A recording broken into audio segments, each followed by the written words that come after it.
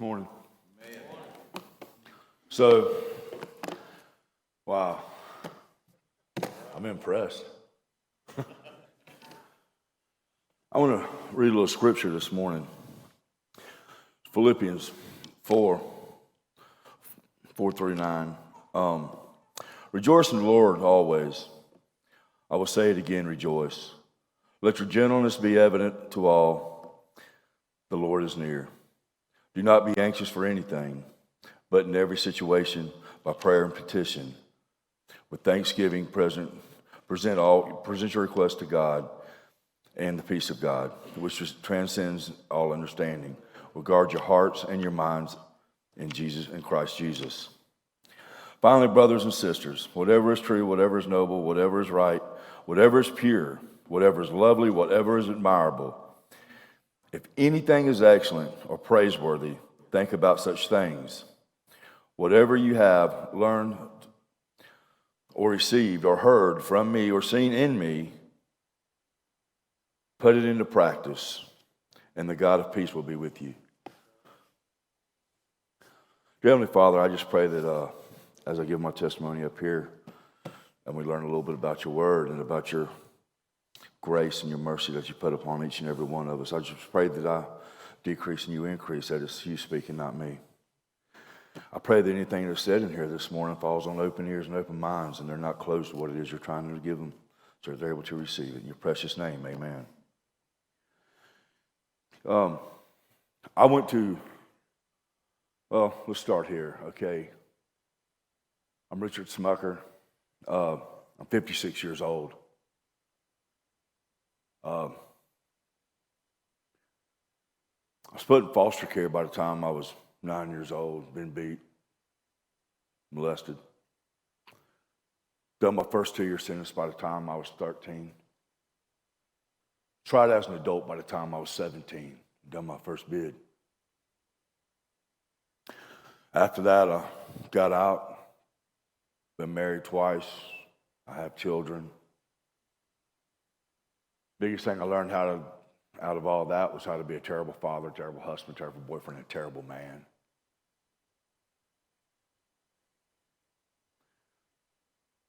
I didn't know who God was. I was raised in a house where they actually held seances in our dining room.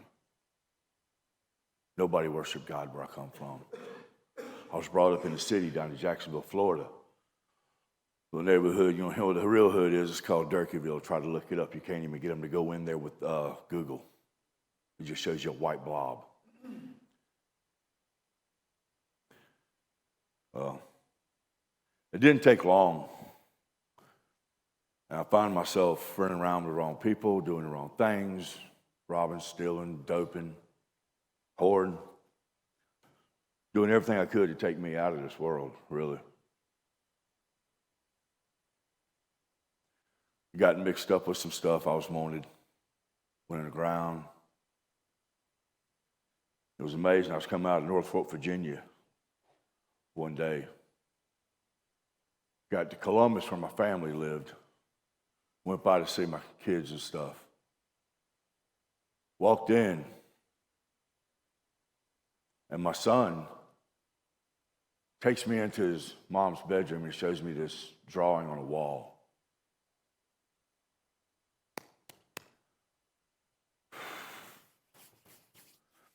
As I'm standing, I'm looking at it. So a 5-year-old girl comes up to me.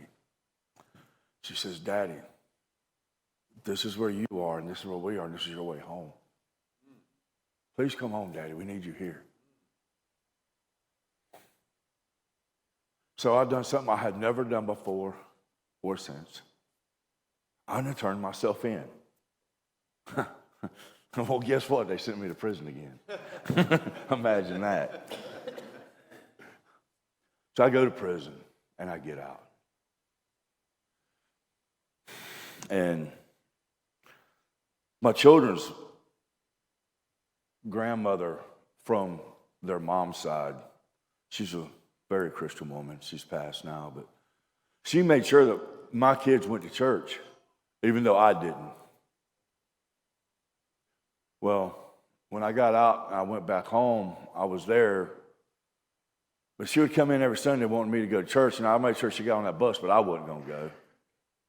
Now, let me tell you about kids, especially daddies and little girls. One day she walks in there and she says, Daddy, are you going to go to church with me or are you going to lie to me again? I said, who are you talking to? You don't know who I am, do you yet? Well, I got up and went to church. And I went for the next couple of weeks, not understanding what that pull was, I don't know, just something just drawing me. I had no idea what it was. Then one day, I'm sitting there, and I'm sitting in this pew, and I start leaking. And they were calling them tears. I didn't know what it was.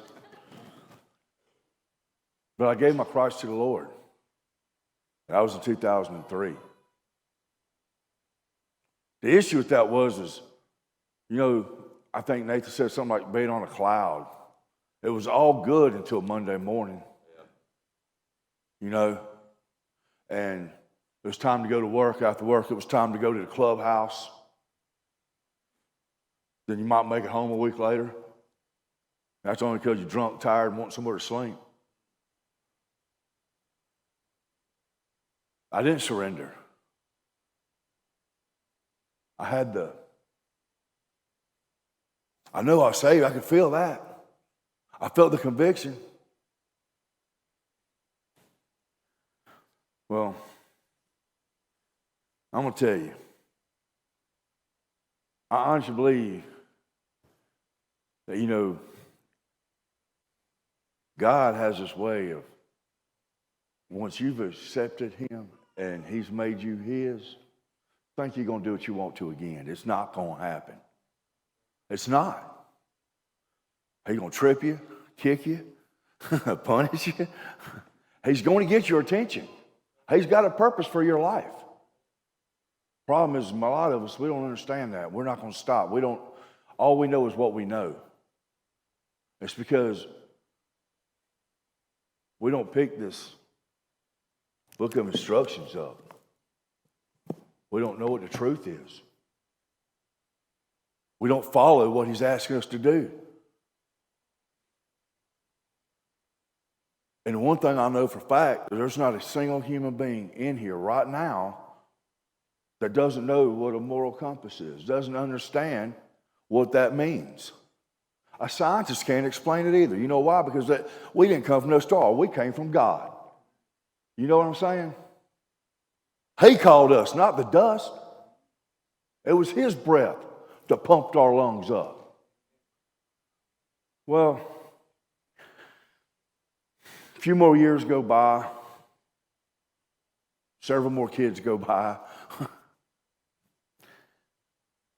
I get to a point that I don't even know why I'm walking. I'm living. I done broke my back 3 times, broke my neck, got my leg ripped off, lost both my hips. My legs come up through the inside of me in a wreck. Lost part of my intestinal tract, gallbladder spleen. All that's gone. That's just a few of the things. And I still kept running. Well, like with everything, we know eventually the law is going to get us. Don't run so long. I ran for a long time. I managed to make it to Columbus's top 10. Managed to make it in Georgia wanted list. They shut a whole highway down for me. I come across the hill and I realized I was the only vehicle on the road. That is not a good feeling. All of a sudden, all these cops come out, and I'm thinking, boy, all this for me. Here goes my 15 minutes of fame. Well, they arrest me. Now, I spend, Lord have mercy, I guess, over a year in this jail. There's a picture of me standing next to a guy. I don't know if y'all can show that or not. Right here. This is actually my first day at A Better Way. 335 pounds, big old head, 1-2, looked like a jack-o'-lantern. But this guy next to me, his name is Matthew Cox. Now, I was locked up with Matthew back in 2015. I got out, went my way. He got out, went his mama's way. His mama then pulled an intervention on him. They dropped him off in A Better Way and ran. Well, he graduated in 2018 and found out he had 45 days to do. Get all his stuff put behind him. And when we hold, they stick him in my holding cell. I'm sitting in there. I'm waiting to see if the feds are going to pick my case up or if they're going to expedite me to a different state. And he comes in there, and I look at him. He ain't the same guy I saw. He's got a glow. He's got a smile. Got hairspray in his hair. Looking pretty. Perfect hair. But I said, man, what's up with you? And he says, let me tell you about God. And I said, whoa, back up, homeboy. And he stopped me outside. So he starts telling me about this program called A Better Way. He starts telling me what God's done in his life. And he starts telling me where he is right now. And I got to thinking about that moment in 2003 when I accepted God. That God that I ran from, he didn't run from me like Nathan said. Because at that moment, I started feeling conviction. And you know what? I didn't go nowhere. I turned around and God was standing right there beside me in that jail cell. Well, I told him if by chance I got out of what I was in, I might come check A Better Way out. Well, little did he know I was facing 43-year Fed times 20 years on the Georgia Recidivism Act, and I was still waiting on Alabama and Florida to pick me up. I wouldn't ever get out of jail again. Never. I knew that. I went back to my cell that night when I found out that the feds were holding my case, and they allowed Alabama to come expedite me. So I signed my papers. I'm sitting in my cell. Another 2 or 3 weeks, maybe a month goes by, and I'm a diabetic. And if you're in jail, that's a good thing because you get extra food. Get that little peanut butter sandwich and orange at night. But I got this peanut butter sandwich, and on this peanut butter sandwich, on the bag, it says, A Better Way Ministries, see you. Now, to kind of bring this into perspective a little bit, the Muskogee County Jail houses a little over 4,200 inmates. Out of that 4,200 inmates, 1,000 of them are diabetics. There's 10 to 12 people every night making these sandwiches up. So for 45 days that he was in that jail, on every sandwich he made, he wrote A Better Way Ministries, see you, hoping I would get one of those sandwiches. And I did.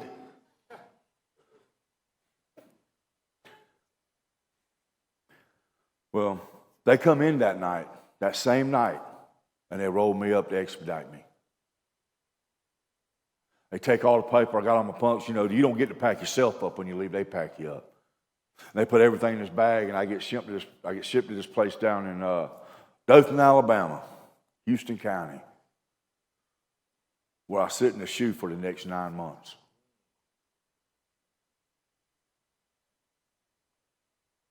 Well, I come in one night because they keep me in segregation because they say I don't play well with others. I don't know why they would say that, but that's their claim. And they moved me to population. First time I've been in population in 3 years. Then they tell me, you know what? They call my name and tell me to roll it up. I'm being put out. My case was dead docketed. Now, if y'all know anything about the court system or RICO Act, that's what they were trying to pull me on. Only problem was they were trying to get another club involved. They already had me, they already had the Cross, they already had the Outlaws, now they were trying to get Bandinos. So they let me go, thinking that's where I was going to go, and I was. Bought me a ticket the next morning out of Houston, going somewhere. I got to Montgomery, and my bus had already left me. My bus was late, so I didn't get on that bus. That night, as I'm sitting there, I figured out I can text on their internet. So I texted my daughter, that same little girl, only now she's grown. And I'm trying to apologize for not being there when my grandson was born and not being there for anything, you know. And her reply to that was, you know, Daddy, I love you. I'm not a kid anymore. I know who you are and what you are. You can't come here. You can't be in my life. You can't be part of my life. By the way, can you show that up here? That's her and my grandson. She said, I have to accept who you are, but I don't have to accept you in here. I said, you know what, baby? You ain't got to accept that. I got mad. I slammed my phone, all you got is a little tiny plastic property bag. I slung it busted, goes everywhere. Well, it's 11 o'clock. They're closing the bus station down. This little girl, she's about, a little tiny short girl, comes up to me and she's helping me pick my stuff up, and she picks that peanut butter sandwich bag up. And she looks at me and she says, is this trash? I look at it. I just sit down, with this look on my face. And I'm like, no, it's not. And I tell her what it is. And she says, well, honey, this is where you need to be going. I said, maybe it is, but that ain't on my cards. She says, you just wait right here. And she walks out of the bus station. I'm sitting down. I'm the only one in this bus station now. And I'm going to tell you, I look just like that guy up there with the jack-o'-lantern. This is not somebody you would just leave. But she did. And she come back in about 20 minutes later, and she hands me this piece of paper. And on this piece of paper is a number, and I ask her, what's this? And she goes, that's your confirmation number for the bus ticket I just bought you to go to A Better Way. I have those pictures. I wish I'd have gave them. I didn't think about it, but I still have that peanut butter bag. I still have that old ticket. I still have that confirmation. I got them in glass frames sitting on my shelf in my dining room so I can look at them every day to remember where I was going. You hear? Well, I made it to A Better Way thanks to that same little girl. The Lord knows when I got there, I didn't know what I was in for. Because I wound up at a store instead of the property at first. And if you can imagine this, I come in and look here, I'm biker. I got chains and skulls everywhere. I got a peg leg that says Harley Davidson on it. In a pair of shorts, hair down halfway down my back, talking about who's in charge. Well, this little guy comes up to me and says, it ain't me, but I'll get you somebody. He takes off. This other guy's name is Pat Davis. Pat comes out, and Pat's talking to people on the phone. He's asking me questions. I don't know what they asked him, but he said, look, I ain't asking this guy none of this. You're going to have to do this on your own. I don't know if this guy's a pirate or if he's a biker. I don't know what he is. But they tell him to bring me the property. And they put me in this minivan, and we get in the minivan, we get to pulling out, and he stops. He looks over at me, he turns around and goes right back to the roll-up door. I guess he got a little nervous, so he come back out with 3 more people to ride with us. We pull up to A Better Way. And I'm looking around, I said, fellas, I think we done made a mistake here. Yeah, this is a cult. Way too much white, way too much clean for me. Then off in the distance, I see this bald-headed guy, Ron Stiles. He's just tattooed up and skulled up as I am. I said, well, okay, I might be all right for a little while. And I get out. Now, you understand when I went there, I didn't tell nobody where I was going, including my daughter. Nobody knew. As far as anybody knew, I was going to do what I've always done. So over the next few weeks, I sat there trying to figure out, what am I doing here? Why am I here? What's going on? Little by little, God was working on me. He was changing me from the inside out. He was showing me that I could love. And I was loved. He was showing me I was all the things you read.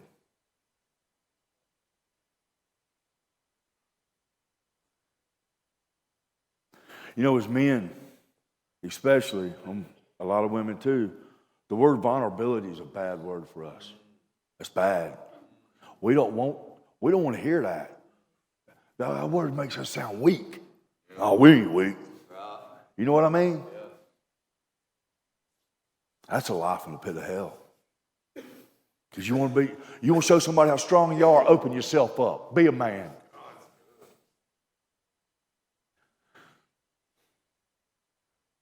Struggling through this program taught me a lot of things.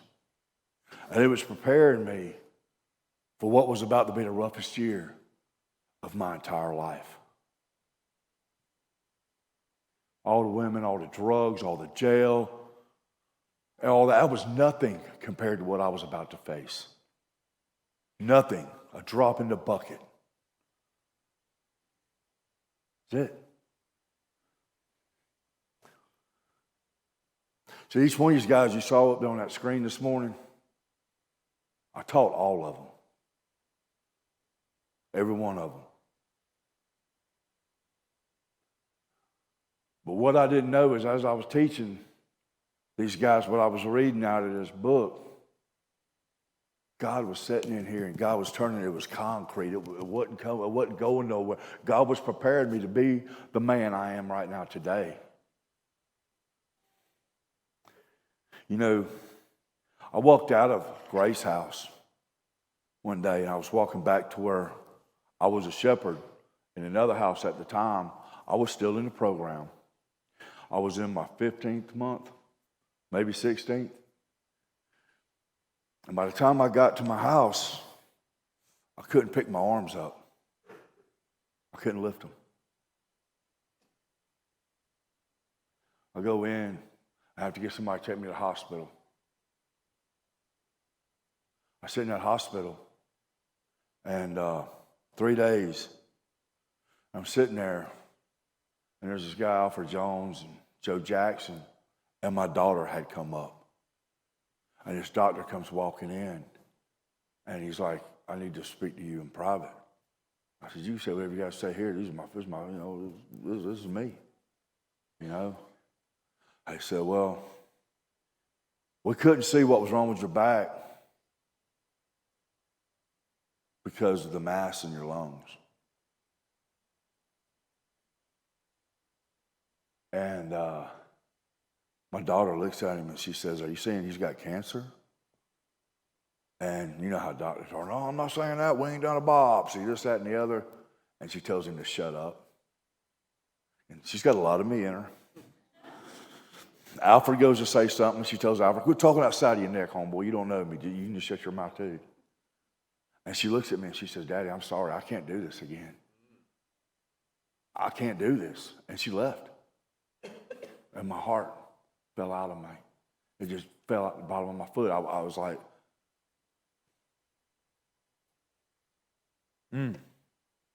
this is the reason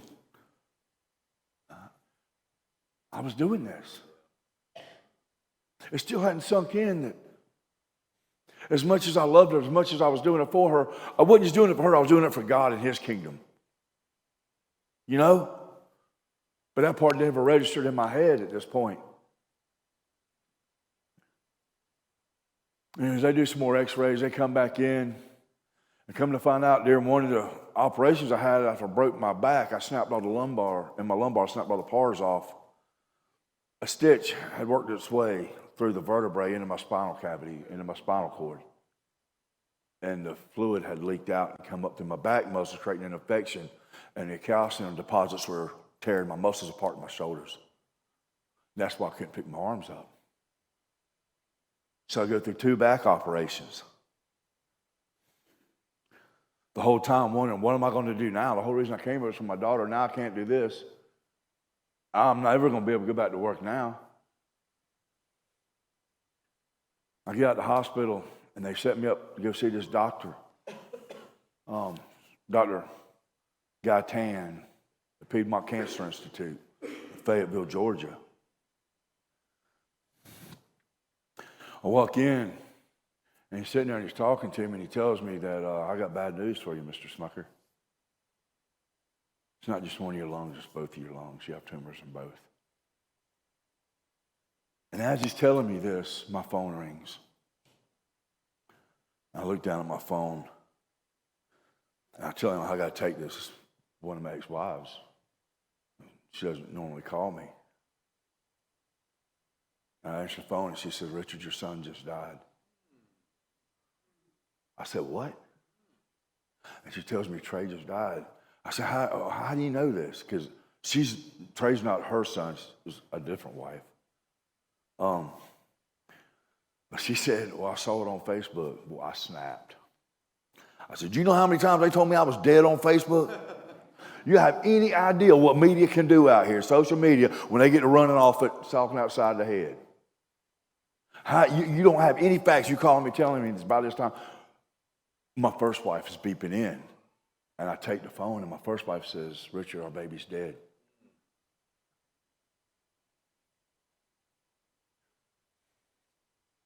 So now,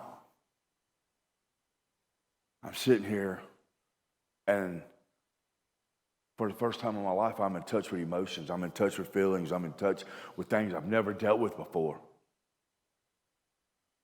See, you're out there in your mess. Things come around, but they don't hit you the same way. You don't know what it really means to love, have compassion. You don't know what it looks like to see the joy in a mama holding her baby. None of that's in your head at that point. You don't think none of that stuff. You're too worried about yourself, your next lift, whatever you're going to do, wherever you're going to be balling in next. But I leave, and I go back, and I tell the director, and whenever you leave A Better Way, you always have accountability to go with you. But they decided I wasn't a real good idea. They didn't give me no accountability to go with me. Matter of fact, they didn't let me use their vehicle. Somebody else loaned me their personal vehicle so I could go. And I went. I got there.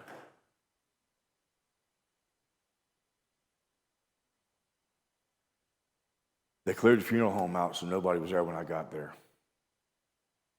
I walk in.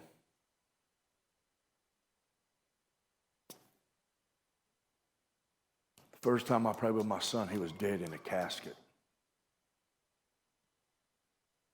From living the life I led him into.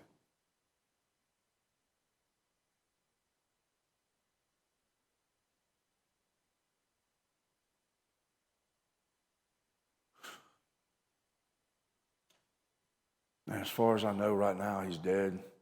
He's in hell. He wasn't saved. All these things are going through my head. My daughter won't talk to me. As I was leaving, I turned around, and my daughter was standing there. And that was the first time my daughter had ever actually seen me cry.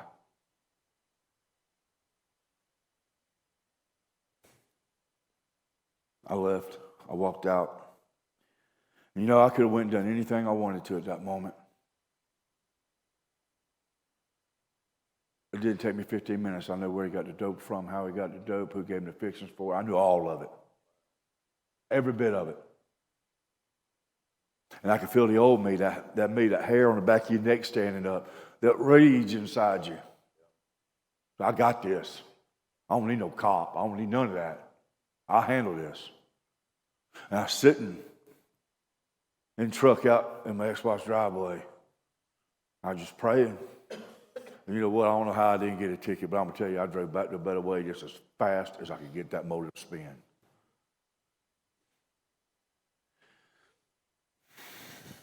Well, we had the funeral. We go through all this. They call me back into the cancer doctor. The doctor tells me that they can't biopsy it. They can't pop holes in both my lungs. So they don't know really how bad it is or what the whole deal is.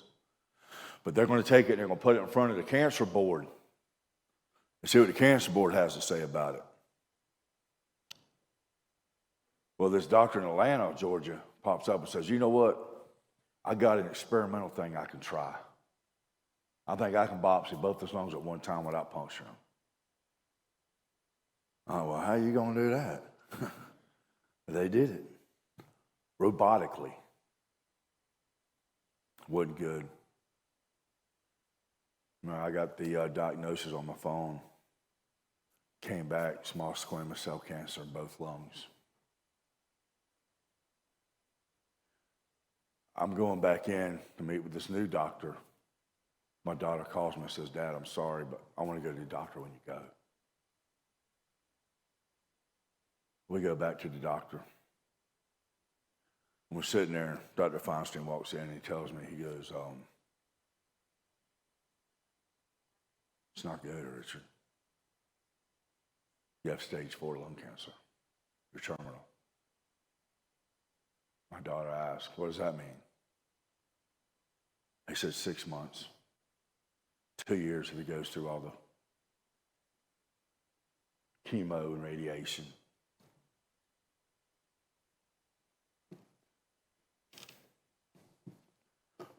Well, I'm still standing here talking to y'all, so you probably figure out how that worked out.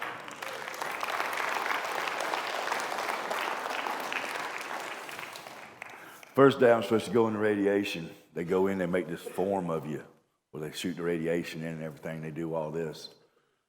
Well, I get this phone call from this doctor, another doctor in Atlanta called Dr. Sushi. He's a thoracic surgeon. And he says, look here, man. Let me cut on you. You're going to die anyways. I'm like, dude, what? And see, he explains to me, he says, we'll just go in. I mean, we'll do one lung and we'll do the other lung. And we'll, it's not like you got anything to lose. I'm like, well, I guess when you put it that way, you might be on to something. Okay, let's try it. So I graduate from A Better Way. The following day, I checked myself in to Piedmont in Atlanta to have my right lung operated on. I get in there. Doctor comes in and says, Richard, we can't operate on your right lung. I'm like, okay, well, why not? He says, well, one of the tumors in your left lung is right behind your heart. And he starts talking in words I can't spell. And it's just like, so this is where we got to go. If we don't, it's going to attack your heart if we do the other lung. I said, well, that ain't good. So they go in, and I don't know if you know anything about your lungs, but you have 5 lobes. Your upper lobe of your left lung has 3 wedges. They're going to go in, they're going to take one wedge out of my upper lobe. That didn't work out so well. They took 38% of that lung out. They took the entire upper lobe and part of the second. Send me to the room. 2 days later, I leave the hospital. I'm not staying in the hospital. This is during COVID now. Look here. Lungs, respiratory, COVID, no, not happening. I'm going home. And I did. I went home. They gave me these bottles of oxygen. I got this thing on my head. I got the students out there with the oxygen tanks walking behind me so I can walk. Because this is not it for me. It's just not it. Okay, so I'm supposed to go back 3 weeks later for my first checkup. I walk in and the doctor says, man, you're healed, dude. I don't know how, but let's go ahead and do the other one. I said, okay. So we do. October 5th, last year, we do the other one. Well, October 5th happens to be my birthday. So it's the best gift I could have. I was cancer-free on my birthday. Well, the next day, they come in, they tell me the surgery failed, that my lungs leaking. This time they had taken the entire lower lobe, 56% of my right lung. But it's leaking and it won't close. For 2 days, I sit in the hospital. They finally come in, they tell me they're going to have to open me up, cauterize it, and fix it. They're going to do it in the morning. Next day, they come in, and they're like, I don't know, it's not leaking no more. I said, good, I can go home. They said, no, you can't go home. I said, yes, I can go home. No, you can't. Yes, I can. That guy, Kevin Baker, that was on there? Yeah, I called Kevin. Kevin, come get me. I'm going home. So they go and they put this machine in my apartment. And this machine is one of these, have you seen these, you go in, you have oxygen everywhere in the house you can wear, because I can't go without oxygen now. So they put me in there. I get home, and so like, I traded myself to the biggest TV on earth on the first surgery. So I'm trying to get into my living room so I can watch my big TV. And I don't know if you ever had any lungs taken out, but I'm telling you, it's hard to walk. Because just like from here to there is a task. I get just about to the back of my recliner, and my hose gets caught on the baseboard. Now, I'm going to tell you, it's hard to believe, but I'm not the most patient person in the world. I reach down, I'm tugging on it, won't move, I snatch it. Whew. Oh, no, it broke. I'm like, oh, God, I'm done now. Here we go. I get around this side, I fall over my chair, and I'm like, okay, God, I'm ready. Well, 5 minutes later, I'm still breathing. I'm like, well, I guess I ain't dying. So I take that machine, and I push it out, and I kick it out the front door. I never put an oxygen back on. Now, the average person holds 4.3 liters of air. I was holding 1.2 at that time, and now I'm holding over 4. You hear? That's God.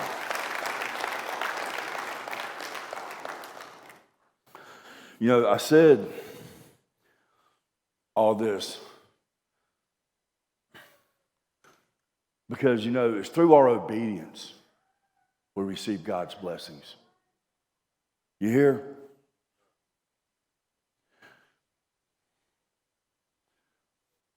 I had to go through every bit of that before I could understand just how much God really and truly loved me, what he really wanted for me. And now he's put me in a position that I get to witness, and I get to talk, and I get to spread the word of his kingdom, his gospel, every day of my life now. I meet guys every day that come in the most broken state you could possibly ever imagine.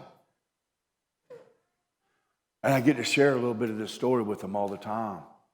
And I get to teach them and explain to them, you know what? It's just my story. It's something God gave me to help enhance his kingdom. And you got the same story. Everybody does. Everybody in this room today has been through something. Y'all might not have been as hard-headed as I was. Had to go through what I had to go through to get to where I'm at. But everybody's got something.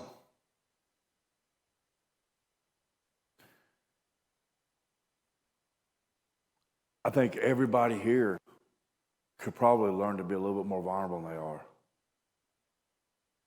You know what I'm saying? Surrender a little bit more. Since all this has happened,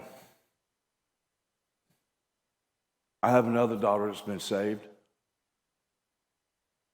I have another son that was in his mess who's now in church. My son that I thought was going to hell, come to find out, he got saved about a week before he died.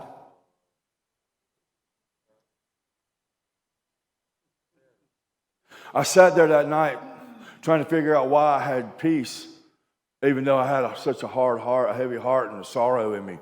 And it was because God, he knew, you know, God's omnipotent. He knows, he has the knowledge. He knows the end from the beginning. He knows what's going to happen. And he knows he's not going to let his child suffer. He took him home.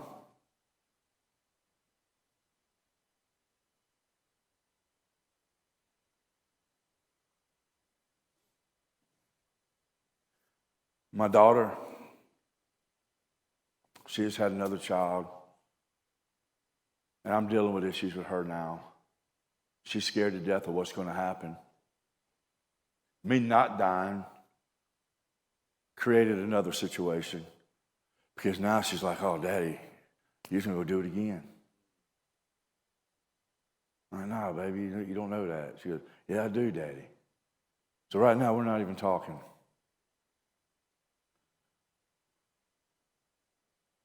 But I know she'll be watching this later today. So, love you, baby.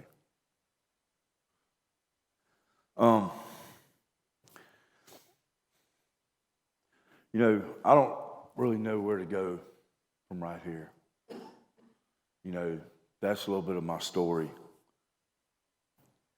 But Brother Johnny, who had his own struggle, however, he didn't come up through a better way. He's a staple in a better way now.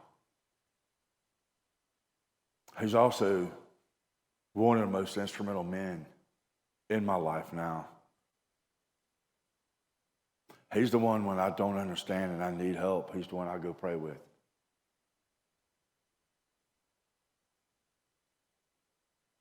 You know, Jamie, oh my God, I love you, Jamie. I do. I met Jamie right after I got to A Better Way. Met this guy, didn't even know I knew him. So I saw him at a wedding a couple months ago.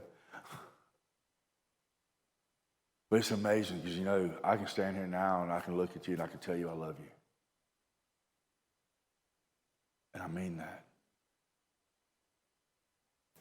It's God. It's God. You don't have that without God. I just pray that before this morning's over, before this day's over, if you have something that you need to let go of, God's got grace for you. You got truckloads. If you already know God, but you're just not with him right now, turn around. He's right there. You're the one running, not him. Grab a hold of his hand. How did Jamie say it? Thank you, Papa. Thank you. Rededicate your life. Get it right. You know, each and every person in here has somebody watching them. Somebody wanting to emulate you. Somebody looking up to you. Somebody chasing behind you. Be that like God's created you to be. Come on up here, Johnny.